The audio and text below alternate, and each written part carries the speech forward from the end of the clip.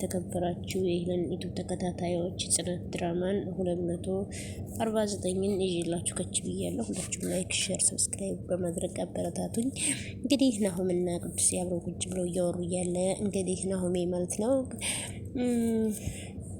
ምሮዬ ራሷን ዝቅ እያደረገች ነው ያለችው። ምን ላድርግ ይሆናል አይደለ ልጅ አለመውለድ አለመቻሏ ራሷን ዝቅ አድርጋ እንድታስብ እያየች ነው። እንዴት ላድርግ በማለት ለናሆሚ ለቅዱሴ ይነግረዋል ማለት ነው። ከዛ ቅዱሴ ደግሞ እሱ ቀስ በቀስ ይስተካከላል፣ የልጅ ጉዳይ ቢሆን ፈጣሪ ሲፈቅድ እንጂ እኛ የምንሰራው ነገር አይደለም፣ እሱ ፈጣሪ ሲያዝ ነው በማለት አዎ እውነት ነው፣ ፈጣሪ ካለ ያው ሁሉም ነገር መሆን ይችላል ማለት ነው። እውነት ነው ቅዱሴ ማለት ነው። ከዛ እንግዲህ ይሄ የእሷ ችግር አይደለም፣ ይሄ ሁሉ ነገር ፈጣሪ የፈቀደው ሲሆን ነው በማለት እሱ ደግሞ ዳጊ የኔ ልጅ መሆኗ ከተረጋገጠ ጀምሮ ምን እንደምታስብ ምን ታስባለች ብዬ በጣም ስጨነቅ እየተጨነኩ ነው በማለት ከዛ ቅዱሴ ደግሞ ምሮ በጣም ጥሩ ልብ ያላትና አስታዋሽ ብዙ የሚረብሻት አይደለችም። እኔ የምልህ ግን አንተ ቆይ ስለ ዳጊ ጉዳይ ምን ታስባለህ አለው።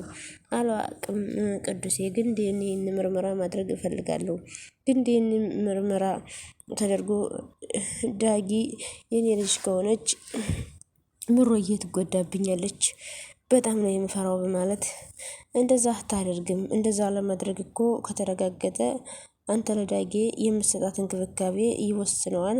እሷ በጣም ከባድ ሴት ነች፣ አንዱን በር ብዘጋባት ራሱ ሌላ መግቢያ በር ከፍታ ትገባለች። ስለዚህ ናሆም እያለ ያለው ያው ልጅቷ የሱ ብትሆን በጣም ደስ ይለዋል፣ ግን በምርመራው የሱ ልጅ ሆና ከተረጋገጠች ያው የዳጊ እናት በጣም አስቸጋሪ ስለሆነ ምሮዬ ትጎዳብኛለች በማለት እየተጨነቀና እያሰበ ይገኛል። ከዛም እንግዲህ የምሮ ሰራተኛ ደግሞ እንግዲህ በጣም ጥሩ ልጅና አስተዋይ ሆናለች። ቆይ ምሮዬ ዛሬ የት ሄደሽ ነው? እንግዲህ ታውቃላችሁ ምሮን ለመግደል ብዙ ነገር እያደረገች ነበረ።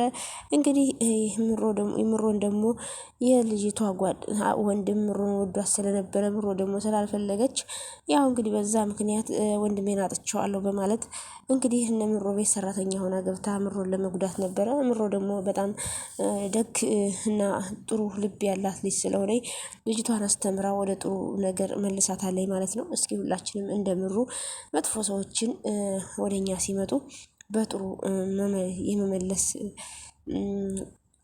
አስተሳሰብ ቢኖርን በጣም ጥሩ ነው ብዬ አስባለሁ።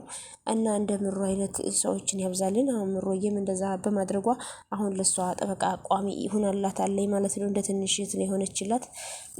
ከዛ አትጨነቂ፣ እንደዚህም አትሁኝ፣ መድኃኒትሽን በወቅቱ ዋጪ፣ ምግብሽን በስነ ስርዓቱ ብይ በማለት እንግዲህ እየተንከባከበቻት ይገኛል ማለት ነው። አመሰግናለሁ ሀዊዬ ግን በማለት ትጠይቃታለች። ምን ነው ምሩ ፊትሽ እኮ ልኩ አይደለም፣ ከቀን ወደ ቀን እኮ እየባሰብሽ ነው፣ የተፈጠረ ነገር አለ እንዴ በማለት ከዛ እንዴት አይኖርም ሀዊዬ በማለት ከዛ ሀዊ ደግሞ ያቺ እሌኒ በለፈለፈችው ነው አይደለ እንደዚህ ሆንሽ እያለሽው እሌኒ መጀመሪያም እብድ ናት፣ አሁን ግን ብሶባታል። እንግዲህ እሌኒ ማለት ነው ምሮን ቢኮን ልጇን ተንከባክባ ታከታገተችበት በጥሩ ሁኔታ ነው የተቀበለችላት ማለት ነው። ሁሉም አዝነውላት ነበር፣ ግን እሷ መልሳ ደግሞ ያው ልጅቷ የእሱን በማለት እንግዲህ ልጅቷን ደግሞ ነቅጣ ወስዳለች። አሁንም ከክፋቷ አልተመለሰችም። እንግዲህ የናሆሜን ፊት አይተሽዋን ወይ እሌኒ የሆነ ነገር እንደምትናገረውና እኔ የሆነ ነገር እንዳልናገር እያልኩ እየፈራው ነው በማለት ምንም ቢናገር ምንም ችግር የለም፣ ልጁ ከሆነችም ምንም ችግር የለም፣ ናሆሜን ሳየው ደስተኛ እንደሆነ እያስመሰለ ነው። ቤተሰቦቹ ደግሞ ለልጅ ያላቸውን አመለካከት በጣም አውቃለሁ በማለት ምናልባት ከሷ እየጠበቅሽ ከሆነ ታውቂያት የለ አሁንም ደግሞ አንቺን ለመጠበቅ ነው፣ ግን እውነትስ ቢሆንስ ብዬ እፈራለሁ። ናሆሜ ስለ ዳግም ብዙ ነገር ሲያወራ ሰምቼ ብዙ ፈራው። እንደዛ አትበይ፣ ምንም ነገር ቢፈጠር ምንም ችግር የለም፣ እሱ ከጎንሽ ነው። የልብ ህመምተኛ ነኝ፣ ደስተኛ ላደርገው አልችልም። አንዳንዴ ዝም ብዬ ሳየው የሌላ ሰው ቦታ ላይ እየተቀመጥኩ ይመስለኛል በማለት ለሀዊ ትናገራለች። ከዛ አንቺ እኮ እዚህ የተቀመጥሽው በጣም የሚወድሽ በጣም ውድ የሆነች ሚስት ነሽ፣ ስለዚህ ምንድነው የሚያጨናንቅሽ በማለት ትናገራለች ማለት ነው። ከዛ ጤነኛ ናት፣ ብዙ ነገር ማድረግ ትችላለች፣ ከኔ በላይ እሱን ቢመርጥ ይፈረድበታል ወይ? እኔ የማልሰጠውን ነገር እሷ ትሰጠዋለች። ይህንን ነገር ሳስብ ደግሞ ህሊናዬ ሁሌ ራሴን ይወቅሰኛል።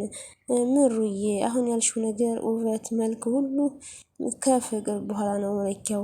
እናንተ ጋር ደግሞ ማንም ጋር የሌለው ፍቅር አለ። የልጅ ጉዳይ ደግሞ አንቺ ፈልገሽው ያመጣሽው ነገር አይደለም፣ ፈጣሪ ሲፈቅድ ነው።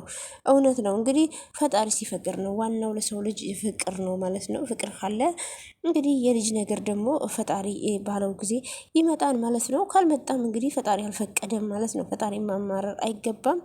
ስለዚህ ናሁምም እንግዲህ ያቺ ተመችታው ከሄደች እንግዲህ በልጅ የልጅ እናት ትሻለኛለች ብሎ ከሄደም ያው እንግዲህ ያንን ደግሞ አያደርግም። ምሮዬ እንግዲህ አትጨናነቂ ማለት ነው። ከዛ የኑሃሚን ህይወት እኮ እያበላሸሁ ነው፣ እሱ ከኔ የተሻለ ህይወት ይገባዋል በማለት ለሱ እየተቆረቆረች ነው የኔ መልካም።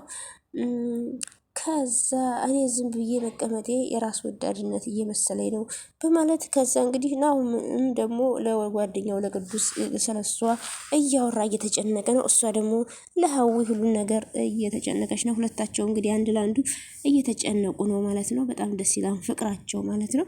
ከዛ ሀዊም ደግሞ እንደዚህ አትሁኝ፣ ራስሽን አታሳንሽ፣ ደግሞ የመረጠው አንቺ ነው። ለአንቺ ያለው ፍቅር እውነተኛ መሆኑን አታውቂም ወይ? አንቺ ደግሞ ለባልሽ እውነተኛ አፍቃሪ ነሽ፣ በቃ አለቀ አለቻት ማለት ነው። እሷ ደግሞ ለእኔ እሱ እንደዚህ እየሆነልኝ እኔ ግን ለሱ ምን ሆንሁለት ብዬ ሳስብ ጨንቀኛል። እንግዲህ ስለዚህ ሁሉ ነገር የፈጣሪ ፍቃድ ነው።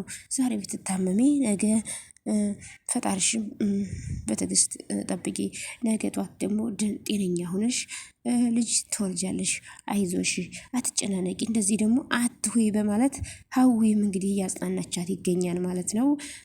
ምሮዬ ደግሞ እኔ ልጅ ስላልወለድኩለት የልብ ታማሚ ስለሆንኩኝ ስለዚህ ምን ማድረግ አለብኝ? ናሆሜን እያጨናነኩት ነው በማለት ስትናገር፣ ሀዊ ደግሞ ምንም እንደዚህ አታድርጊ፣ እናንተ ጋር እኮ ያለው ማንም ጋር የሌለው እውነተኛ ፍቅር ነው ያለው። ልጅ ደግሞ ፈጣሪ ሲፈቅድ ይመጣል። ልጅ ካልመጣ ደግሞ ምንም ማድረግ አይቻልም። የልጅ ነገር ከፈጣሪ ነው እንጂ ከሰው አይደለም። ስለዚህ ምንም ነገር መጨናነቅ የለብሽም፣ ዋናው ፍቅር ነው በማለት እያጽናናቻት ይገኛል ማለት ነው። ከዛ ግን እኔ ሁሌም በሽተኛ ነኝ በማለት እንግዲህ እሌኒ ብትሆንም ባትሆንም ጻፈንታችሁ እናንተ አንድ ላይ እንድኮን አድርጓል። እሱም ቢሆን እሌኒን ትቶ አንቺን ያገባበት ምክንያት አንቺን በጣም ስለሚወድሽ ነው ብላ እንግዲህ እሌኒ ማናት እየመከረቻት ይገኛል ማለት ነው። እንግዲህ ሀዊ ማለት ነው። ሀዊ በጣም መልካም ልጅ ሆናለች ለምሩ ማለት ነው። ከዛ እሷም ውስጧ እያዘነ እኔ እንዳልጎዳባት ነው። ግን ደግሞ ቅዱሴ ይሆናል አይደለ ሲደጋገም የመወሻሸት አይነት ስሜት በጣም ነው የሚያስጠላው በማለት እሱ ደግሞ ለቅዱሴ ያካፍለዋል ማለት ነው ሁሉን ነገር።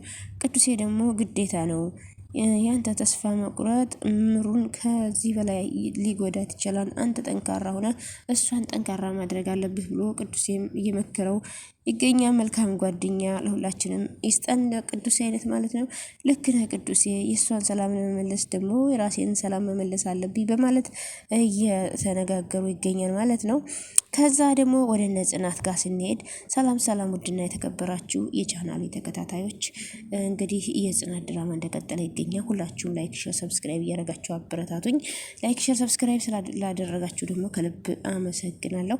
እንግዲህ ወደ ጽናትና ወደ ኪራ ስንሄድ ደግሞ እንግዲህ ኪራ ደግሞ ጧት ተነስቶ ምግብ እየሰራ ለፍቅረኛው ለጽናት ማለት ነው ለሚስቱ ማለት ነው፣ ለፍቅረኛው አልኩኝ። ከዛ ምግብ እየሰራ እያለ እሷም ደግሞ ተነስታ ስታየው በጣም ደስ አላት። ከዛ ምግብ ቤቱንም እንግዲህ በአንቺ ስም ሰይሜልሻለሁ በማለት ይናገራታል።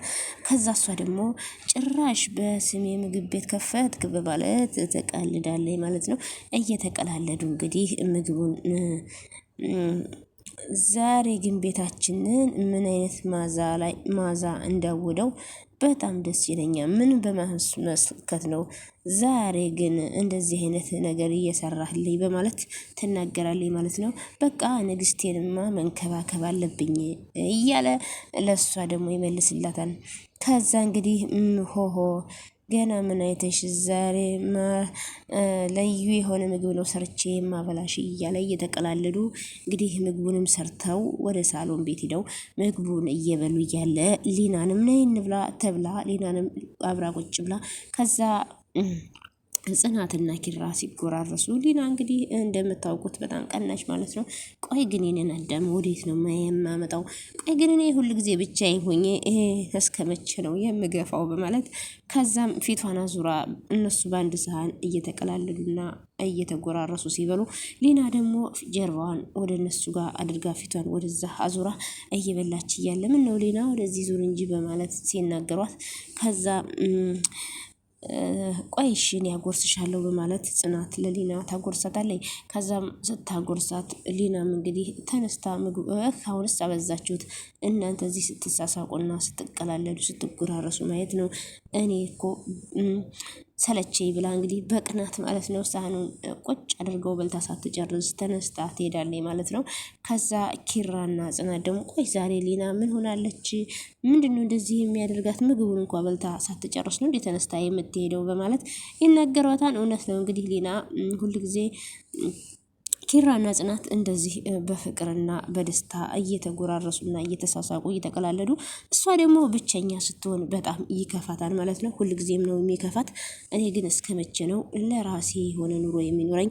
እስከ መቼ ነው በሰው ቤት ጥገኛ ሁኜ የምኖረው? እያለኝ ታዝናለች ማለት ነው። እንግዲህ ከዛ ምግቡንም ከበሉ በኋላ ሌናም እንግዲህ ተነስታ ትታ ሄዳለች ማለት ነው። ከዛም